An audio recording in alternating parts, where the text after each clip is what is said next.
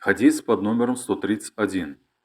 Передают со слов Абдулла ибн Умара, да будет доволен Аллах ими обоими, о том, что однажды посланник Аллаха, да благословит его Аллах и приветствует, сказал: «Есть среди деревьев такое, листья которого не опадают, и поистине она подобна мусульманину.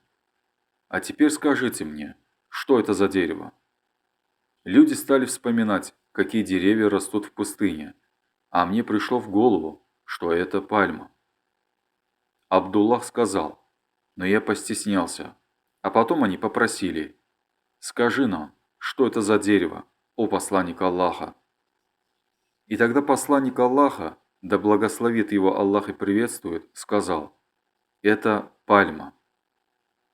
Абдуллах сказал: «И позже я рассказал своему отцу, Умару, о том, что пришло мне тогда в голову, и он сказал: если бы ты это сказал, то это было бы для меня любимее, чем то-то и то-то». Глава о том, кто устыдился и велел задать вопрос другому. Хадис под номером 132. Сообщается, что Али, да будет доволен им Аллах, сказал: «Обычно у меня выделялась жидкость, и однажды я велел Аль-Мигдаду спросить об этом пророка, да благословит его Аллах и приветствует. Аль-Мигдад задал ему этот вопрос, и пророк, да благословит его Аллах и приветствует, сказал: в этом случае следует совершить омовение, вуду».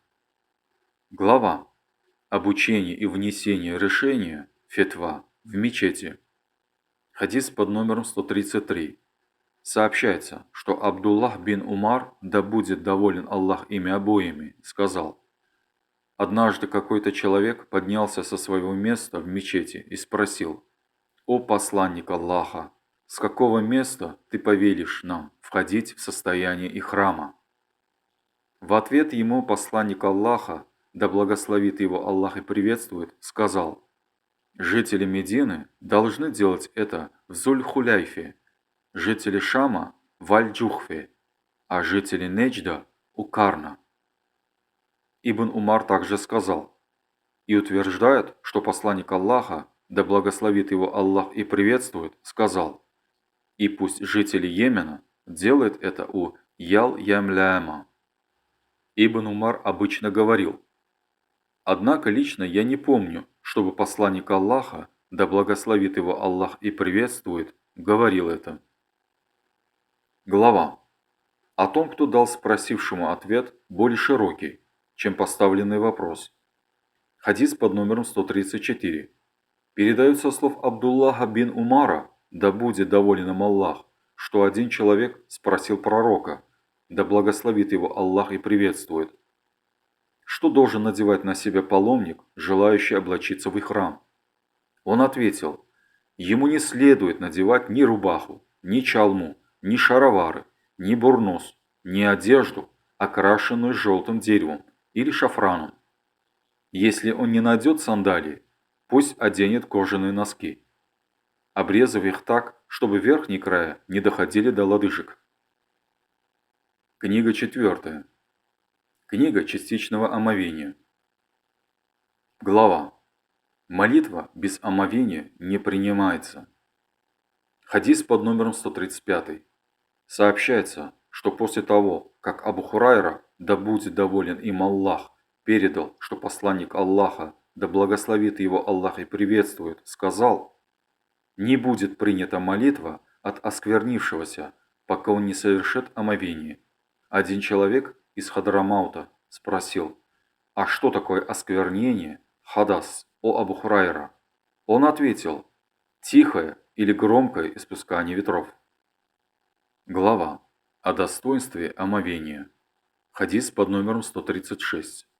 Сообщается, что Абу Хурайра, да будет доволен им Аллах, сказал: я слышал, как пророк, да благословит его Аллах и приветствует, сказал: поистине, в день воскресения к членам моей общины будут обращаться, называя их Гурран Мухаджалина, из-за следов омовения. Так пусть же тот, кто сможет увеличить свою звезду, сделает это.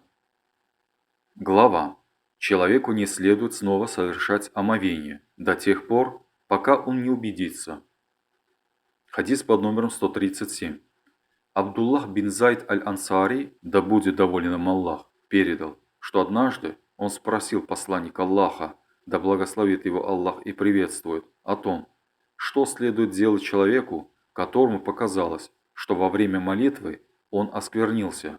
Пророк, да благословит его Аллах и приветствует, сказал, пусть не бросает или не прекращает молитву, пока не услышит звук или не почувствует запах. Глава. Облегчение омовения. Хадис под номером 138. Передается со слов Ибн Аббаса, да будет доволен им Аллах, что однажды пророк, да благословит его Аллах и приветствует, заснул и спал, пока не начал храпеть, а потом проснулся и начал молиться, не совершив омовения. Глава. Полное совершение омовения. Хадис под номером 139. Сообщается, что Усама бин Заид, да будет доволен Аллах ими обоими, сказал, когда посланник Аллаха, да благословит его Аллах и приветствует, двинувшийся с Арафата в Муздалифу, достиг ущелья, он спешился и помочился, после чего совершал облегченное омовение. Я спросил, настало время молитвы у посланника Аллаха, а он ответил, место молитвы перед тобой. Затем пророк, да благословит его Аллах и приветствует, сел верхом. Достигнув же Муздалифы, он спешился и совершил омовение уже самым тщательным образом. После этого было объявлено о начале молитвы, и он совершил закатную, магриб молитву. Затем каждый человек заставил своего верблюда опуститься на колени на своем месте. А после этого было объявлено о начале вечерней Иша молитвы, и пророк, да благословит его Аллах и приветствует, совершил эту молитву, а между этими двумя обязательными молитвами дополнительных молитв он не совершал. Глава. Омовение лица одной пригоршней воды. Хадис под номером 140.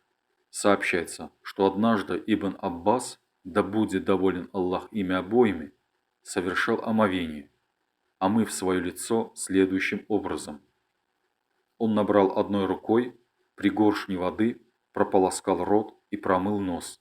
Затем набрал пригоршни воды уже двумя руками и омыл лицо. Затем он набрал пригоршню воды и омыл правое предплечье. Затем снова набрал пригоршню воды и омыл левое предплечье. Затем провел влажными руками по голове. Затем набрал пригоршню воды и стал поливать свою правую ногу до щиколотки, пока не омыл ее. Затем набрал пригоршню воды и омыл ею левую ногу. Сделав же это, он сказал, «Я видел, что так совершал омовение посланник Аллаха, да благословит его Аллах и приветствует».